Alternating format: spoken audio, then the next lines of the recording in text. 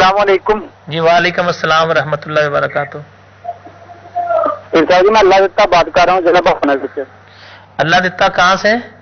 जिला भावनगर तहसील फोटाबाद से। बावल नगर से जी, फोटाबाद से जी। हुक्म करें भाई। इंसा जी हमारी बेटी ना आपके पास 2 बार आई है, उधर उसने दुआ कराई है। जी जी उसके ना भी वो कह रही है कि मुझे ना अल्लाह ताला बेटा दे दे। जी ठीक है। हाँ जी, उसका नाम नादरा, वो ना दुआ का कह रही है कि मेरे पिता दुआ कर दें अल्लाह ताला मुझे बेटा दे दे। जी इंशाल्लाह दुआ करते हैं। भाई ने सवाल किया है, आपने सुना होगा, हर बेटी उसकी ख्वाहिश होती है, जिसके घर में बेटा नहीं है, हर वो बेटी जिसकी शादी हो जाए और जिसके घर में बेटा नहीं, उसकी ख्वाहिश होती है कि अल्लाह मुझे बेटा दे दे। होनी भी चाहिए, ठीक बात है ये। और हर बेटी जिसके घर में पहले बेटा है भी, वो भी ये चाहती है कि मेरे घर में फिर बेटा ही हो। मैं तमाम तर मुसलमानों से गुजारिश करना चाहूंगा, बेटे भी ठीक हैं लेकिन बेटियां भी अल्लाह की रहमत है।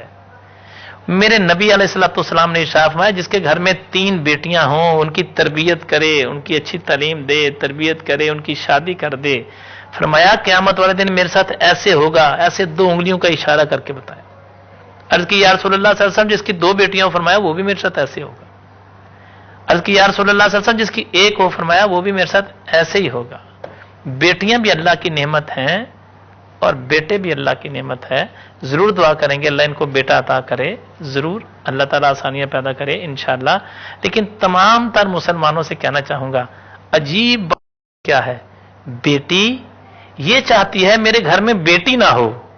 ओह ओह, कैसी अजीब बात है। बेटी ये चाहती है मेरे घर में बेटी ना हो। मेरी बेटी क्या हो गया तुझे? तू सोच तो सही कि तेरी मां को अल्लाह ने बेटी दी और फिर आज तू कहती है कि अल्लाह मुझे बेटी ना दे। बेटी और बेटा अल्लाह की अता है। ठीक है, मैं समझता हूं हमारे मुआशरे में एक बात ऐसी आ गई है कि बेटी नहीं होनी चाहिए। बेटी अल्लाह की नेमत और रहमत है। इंशाअल्लाह दुआ करते हैं अल्लाह ताला अपनी रहमत का सदका जिनको बेटे चाहिए अल्लाह उनको बेटे दे, जिनको बेटियां चाहिए अल्लाह उनको बेटियां दे। एक दुआ जरूर किया करें आलमे इस्लाम के मुसलमानों के लिए, अल्लाह सारे मुसलमानों की बेटियों की इज्जतों को महफूज करे। असल में लोग बेटी से नहीं डरते, उसके नसीबों से डरते हैं। मुसलमान होने की हैसियत से ना हम बेटियों से नहीं डरते, बेटियों के नसीबों से डरते हैं। बाप अपनी बेटी को दुनिया की सारी सहूलतें दे सकता है लेकिन नसीब नहीं दे सकता। बेशुमार बेटियां, बड़े बड़े अमीर घरानों की बड़े बड़ी लाडली बेटियां तो वैसे ही लाडली होती हैं ना, वो जब ससुराल में जाती हैं तो बड़ी मुश्किल होती है।